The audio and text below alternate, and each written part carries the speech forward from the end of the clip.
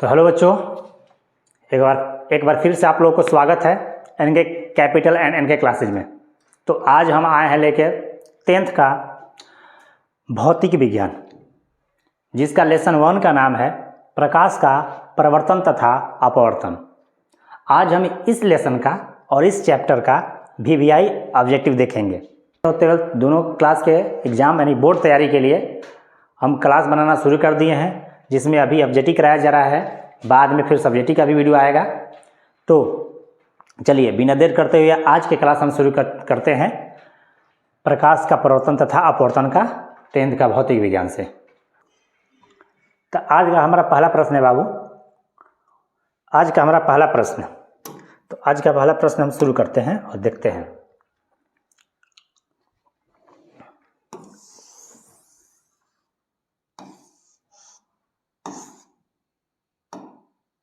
चलिए, कह रहा है कि आज का पहला प्रश्न है प्रकाश की किरण गमन करती है। कह रहा है प्रकाश की किरण गमन करती है। तो प्रकाश की किरण गमन करना मतलब चलती है। तो प्रकाश की किरण हमेशा सीधी रेखा में चलती है, यानी ऑप्शन संख्या ए इसका सही आंसर होगा। ऑप्शन संख्या ए इसका सही आंसर होगा।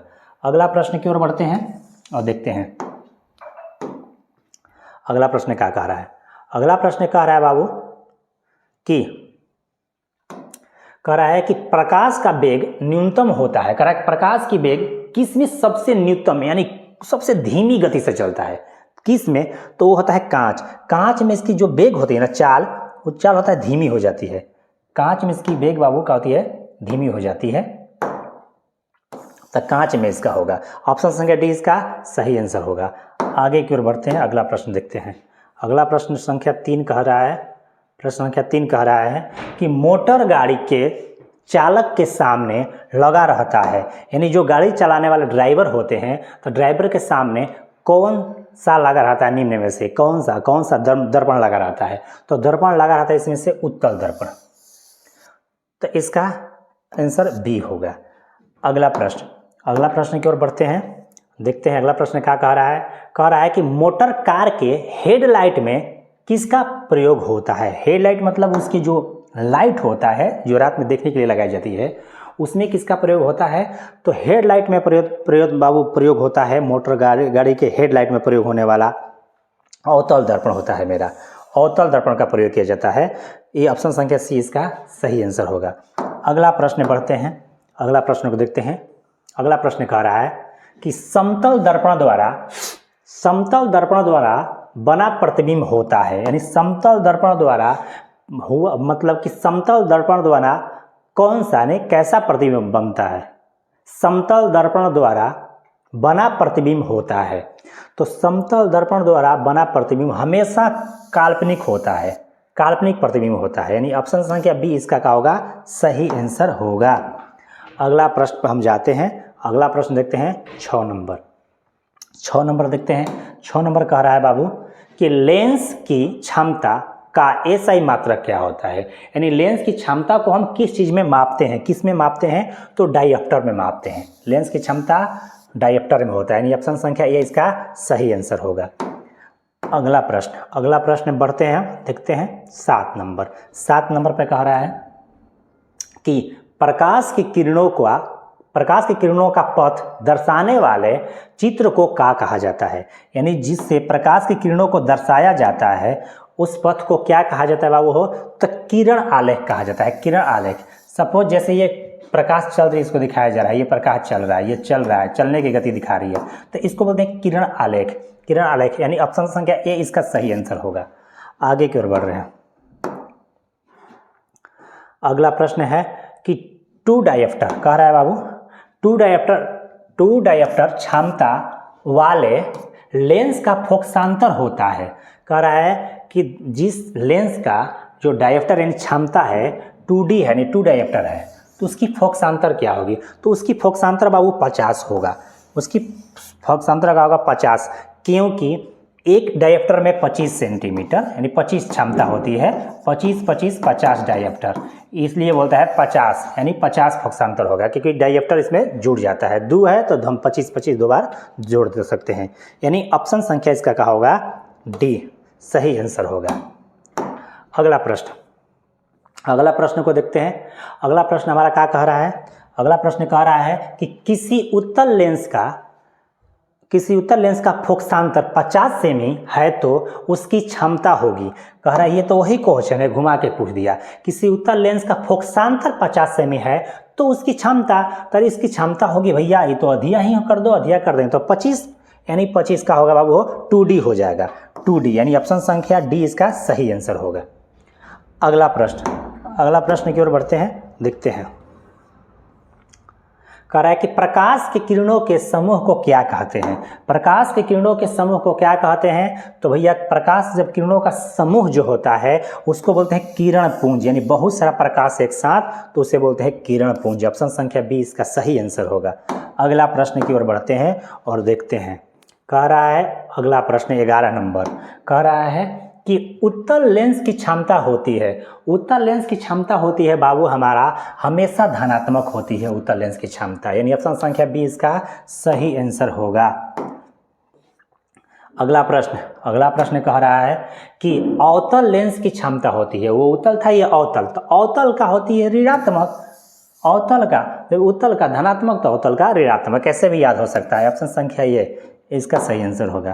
अगला प्रश्न हमारे पास है 13 नंबर कह रहा है कि उत्तल लेंस को कहते हैं, उत्तल लेंस को क्या कहते हैं भाई? तो अभिसारी लेंस भी कहते हैं, इसको अभिसारी लेंस भी कहते हैं, ऑप्शन संख्या इसका ए सही आंसर होगा। अगला प्रश्न है बाबू 14 नंबर का, 14 नंबर देखते हैं। कह रहा है अवतल लेंस को कहते हैं, अब बताइए अवतल लेंस को क्या कहते हैं, आप खुद बता सकते हैं। तो अवतल लेंस को अपसारी लेंस कहते हैं, इसको बोलते हैं अपसारी, ऑप्शन संख्या सी सही है।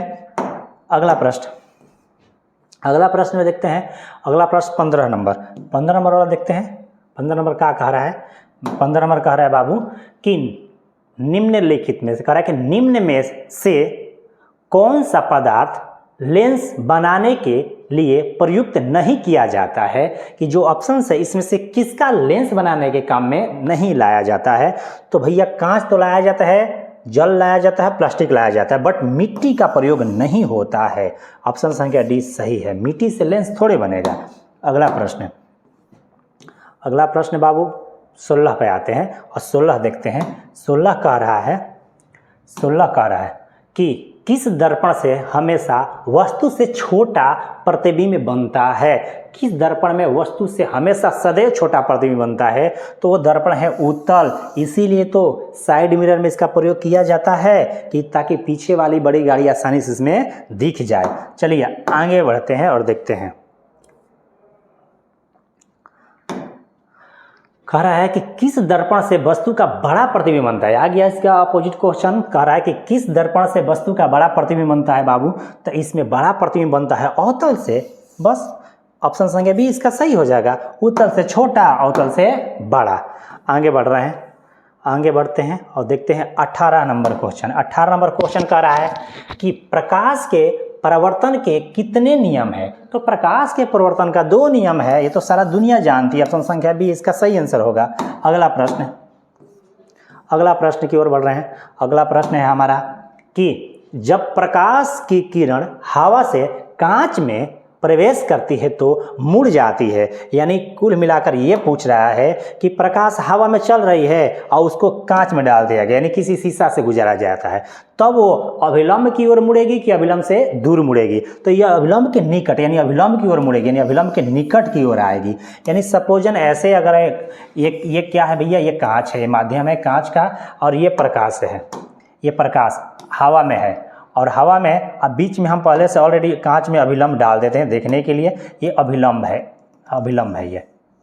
ये अभिलंब है, और पीला वाला जो प्रकाश है। अब प्रकाश अब आएगी ना तो कांच में ही घुसने से पहले वो थोड़ा सा झुकना शुरू कर देगी, इसे तो इसे सीधा निकल जाना चाहिए, ये सीधा नहीं निकलेगी, ये थोड़ा झुक के निकलेगी, ऐसे झुक के निकलेगी, नहीं तो सीधा निकलती तो इस दूरी से निकलती, वो इस रास्ता से निकलती ना। इसी को बोलते हैं कि जो प्रकाश होगी कांच में जब प्रवेश होती है तो अभिलंब की ओर झुक जाती है, अभिलंब की ओर नज़दीक आ गई ना, इस अभिलंब के नज़दीक आ रही है, इसके नज़दीक, इसी को बोलते हैं। तो ऑप्शन संख्या भी इसका सही आंसर होगा।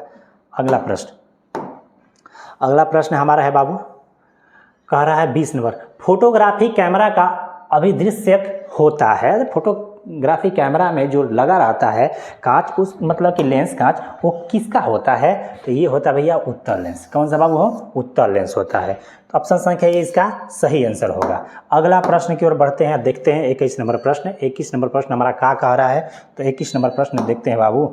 ये कह रहा है कि साइड मिरर के रूप में प्रयुक्त होता है। साइड मिरर मतलब गाड़ी के साइड में, जो दोनों साइड में लगी रहती है देखने के लिए, उस मिरर में कौन सा भैया दर्पण लगता है? तो उसमें हमेशा उत्तल दर्पण, क्योंकि इसका प्रतिबिंब छोटा बनता है इसके अंदर, तो बड़ी गाड़ी जो पीछे आती है वो आसानी से छोटा दिखेगी, उसमें हम देख लेंगे कि पीछे से गाड़ी आ रही है। सो उत्तल दर्पण का प्रयोग होता है। ऑप्शन संख्या बी सही आंसर इसका होगा। अगला प्रश्न है आप लोगों का 22 नंबर क्वेश्चन कह रहा है बाबू कि एक अवतल दर्पण की फोकस दूरी, कह रहा है कि एक अवतल दर्पण की फोकस दूरी 10 सेमी है, तो उसकी वक्रता त्रिज्या क्या होगी? अरे भैया ये तो पता है आप लोगों को, वक्रता त्रिज्या नहीं आर बराबर होता है 2f। तो ये क्या कह रहा है बबुआ हो? फोकस दूरी 10 दे रहा है और पूछता है उसकी वक्रता त्रिज्या क्या होगी। तो बाबू आप लोग को तो पता है क्या होगी, तो इसे आप लोग खुद बना सकते हो। यानी यहाँ क्या कर सकते हैं इसको बनाने के लिए? क्या कर सकते हैं भैया हो? दिया है r बराबर 2 और f बराबर दिया है 10, तो r बराबर क्या हो गया? 20 सेमी। तो 20 सेमी इसमें से कौन सा है? बी सही आंसर हो गया इसका। अगला प्रश्न देखते हैं। अगला प्रश्न हमारा क्या कह रहा है कि निर्गत किरण एवं अभिलंब के बीच के कोण को क्या कहते हैं? कहता है निर्गत किरण यानी आने वाले किरण और अभिलंब के बीच। अरे भैया ये सतह हमारा है और इस पर ये किरण आ रही है और ये आकर वापस जा रही है। ये आने वाली है, ये जाने वाली है। और सिंपल बात के बीच में अभिलंब भी है हमारा, ये अभिलंब है नीला वाला अभिलंब। तो ये क्या कह रहा है प्रश्न का? अगर आप पहले प्रश्न समझते हैं। कह रहा है प्रश्न कि निर्गत किरण एवं अभिलंब के बीच के कोण को क्या कहते हैं? निर्गत यार और ये अभिलंब के बीच की इस कोण को क्या कहेंगे? तो इस कोण को क्या कहते हैं बाबू? तो इस कोण को निर्गत कोण कहते हैं। ऑप्शन संख्या सी इसका सही आंसर होगा। अगला प्रश्न की ओर बढ़ते हैं, देखते हैं 24 में कह रहा है कि सरल सूक्ष्मदर्शी में किसका उपयोग होता है? यानी सरल सूक्ष्मदर्शी जो होता है, सरल सूक्ष्मदर्शी, उसमें किसका उपयोग करते हैं बाबू हो? सरल सूक्ष्मदर्शी में किसका उपयोग करते हैं? मतलब उत्तल लेंस का उपयोग करते हैं। किसका हो? उत्तल लेंस का उपयोग करते हैं। अगला प्रश्न बढ़ते हैं और अगला प्रश्न देखते हैं। अगला प्रश्न की ओर बढ़ते हैं बाबू, वही देखते हैं। अगला प्रश्न हमारा है, अगला प्रश्न कह रहा है कि किस लेंस के द्वारा सिर्फ काल्पनिक प्रतिबिंब बनता है? वो कौन सा लेंस है? सिर्फ काल्पनिक प्रतिबिंब ही बनता है, मतलब वो है अवतल लेंस। ऑप्शन संख्या 20 सही आंसर होगा इसका। अगला प्रश्न बाबू आपके पास है 26 नंबर प्रश्न कह रहा है कि परावर्तन के नियम से निर्धारित होता है। परावर्तन के नियम से क्या निर्धारित होता है? यानी परावर्तन के नियम क्या साबित करता है? अरे वो साबित करता है आपतन कोण इक्वल टू परावर्तन कोण, यानी आपतन कोण बराबर परावर्तन कोण, यानी ऑप्शन संख्या ये इसका सही आंसर होगा। अगला प्रश्न 27 नंबर क्वेश्चन कह रहा है बाबू कि कह रहा है कि काल्पनिक प्रतिबिंब होता है। काल्पनिक प्रतिबिंब का होता है, काल्पनिक प्रतिबिंब होता है हमेशा सीधा, काल्पनिक हमेशा सीधा ही होता है। ऑप्शन संख्या ये इसका सही आंसर होगा। अगला प्रश्न कह रहा है 28 नंबर, लेंस में मुख्य फोकस की संख्या कितनी होती है? तो लेंस में मुख्य फोकस की संख्या 2 होती है। लेंस में मुख्य फोकस की संख्या कितनी बाबू हो? 2 होती है। अगला प्रश्न कह रहा है, अगला कह रहा है कि सर्च लाइट का परावर्तक सतह होता है। सर्च लाइट जो होता है ना, बड़े बड़े स्टेडियम वगैरह में लगी रहती है, बड़े बड़े कंपनी वगैरह में चीज़ों को देखने के लिए, रात में जो चीज़ों को निगरानी कर सके या जहाज़ों के ऊपर लगी होती है, उसको बोलते हैं सर्च लाइट, यानी देखने के लिए। उसमें किस मतलब उसका सतह किस चीज़ का बना होता है? जो दर्पण लगी रहती है, जो लेंस लगी रहती है, तो वो होती है हमेशा अवतल। किसकी बबुआ हो? अवतल होती है। ऑप्शन संख्या भी इसका सही आंसर होगा। और आज का अंतिम प्रश्न और आखिरी प्रश्न आज का ये है बाबू। आज का आखिरी प्रश्न कह रहा है कि दाढ़ी बनाने में कौन सा दर्पण प्रयुक्त होता है? तो दाढ़ी बनाने में दर्पण का प्रयोग होता है अवतल दर्पण का। ये ऑप्शन संख्या सी। तो आज हम आप लोगों को 30 क्वेश्चन करा रहे हैं। अगले इससे आगे के क्वेश्चन हम इससे अगले वीडियो में कराएंगे। अगर ये वीडियो आप लोगों को पसंद आता होगा और आप लोगों को लगता होगा कि नहीं एग्जाम में हम इसकी बेहतर तैयारी कर पा रहे हैं हम लोग, तो प्लीज़ कमेंट करिए और लाइक सब्सक्राइब करिए, ताकि मुझे भी पता चलते रहे कि ये वीडियो आप लोगों के लिए बेहतर है या मुझे और भी इसमें सुधार करने की ज़रूरत है। तो आज के लिए इतना ही, मिलते हैं फिर अगले वीडियो में, अगले लेसन और अगले सब्जेक्ट के साथ। तब तक के लिए जय हिंद, जय भारत।